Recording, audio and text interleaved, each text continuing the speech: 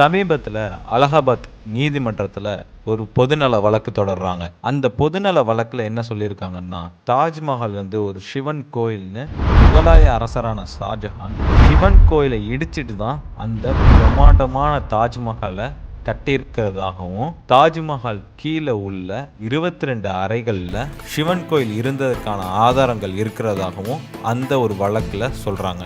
ஷாஜஹான் உண்மையிலே சிவன் கோயிலை இடிச்சிட்டு தான் தாஜ்மஹாலை கட்டினாரா? அந்த 22 அறைகளில் என்ன இருக்கு? இன்னைக்கான வீடியோவில் நம்ம இதை பற்றி தான் பார்க்க போகிறோம்.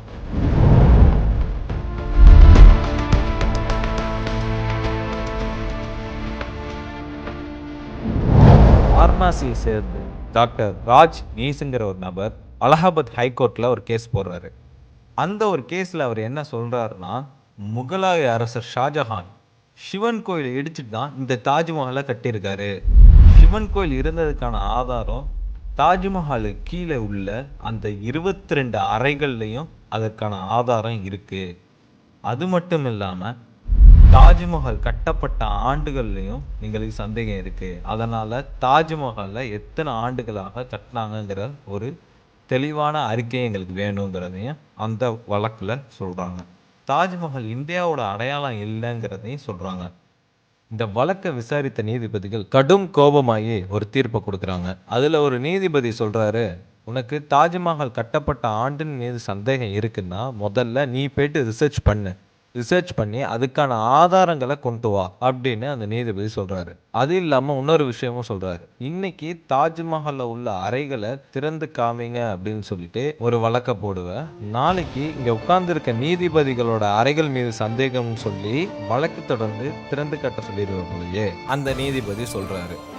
நீதிபதி இத்தோட நிக்கல, இன்னும் கேட்கிறாரு, பொதுநல வழக்குக்குன்னு ஒரு மரியாதை இருக்குது. அந்த மரியாதையை இது மாதிரி வழக்கு தொடர்ந்து அதற்கான மதிப்பை குறைக்காதீங்க, கேலி கூத்து பண்ணாதீங்க அப்படின்னு இந்த வழக்கை தள்ளுபடி செய்கிறாரு. ஃபஸ்ட்டு நம்ம தெரிஞ்சிக்க வேண்டிய ஒன்று இருக்குது. இந்த தாஜ்மஹால் கீழே தான் சிவன் கோயில் இருக்குது அப்படின்னு கிளப்பி விட்டது யார்? இந்த ஒரு ரூமரை மகாராஷ்டிராவை சேர்ந்த பிஎன் ஓக் அப்படிங்கிற ஒரு நபர் தான் ஒரு புக்கை எழுதுறாரு. தாஜ்மஹால் இஸ் தேஜோ மஹாலயா அப்படிங்கிற ஒரு புக்கை எழுதுறாரு.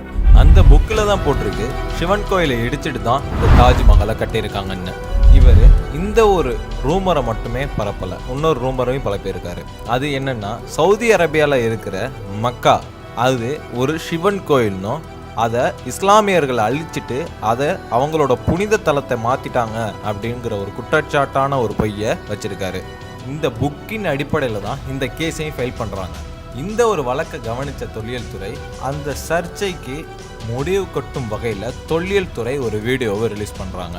அந்த ஒரு வீடியோவில் நமக்கு தெளிவாக ஒன்று தெரியுது, தாஜ்மஹாலுக்கு கீழே உள்ளது 22 அறைகள் இல்லை, 22 கதவுகள், அது ஒரே ஒரு ஹாலுங்கிறது நிரூபிக்கப்படுது. அதே மாதிரி கீழே சிவன் கோயில் இருந்ததுக்கான ஒரு ஆதாரமும் இல்லைங்கிறதும் தெரிய வருது. ஆனால் இந்த ஒரு பொய் வழக்கால் இன்னும் பல பொதுமக்கள் சிவன் கோயிலை இடிச்சிட்டு தான் இந்த தாஜ்மஹாலை கட்டியிருக்காங்கங்கிறத நம்பிக்கிட்டு இருக்காங்க. அதை நம்பும் வகையில் பல யூடியூப் சேனல்களும் இந்த மாதிரி ஒரு பொய்யை பரப்பிக்கிட்டு வர்றாங்க. இந்த ஒரு வழக்கிலேருந்து நமக்கு ஒன்று புரியுது, டாக்டர் ராஜ் நீஷ் சிங் ஒரு பிஜேபி லீடர்.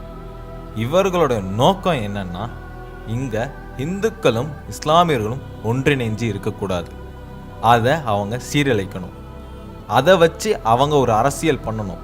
அதற்கு தாஜ்மஹாலை ஒரு பகடைக்காயாக யூஸ் பண்ண பார்த்துருக்காங்க.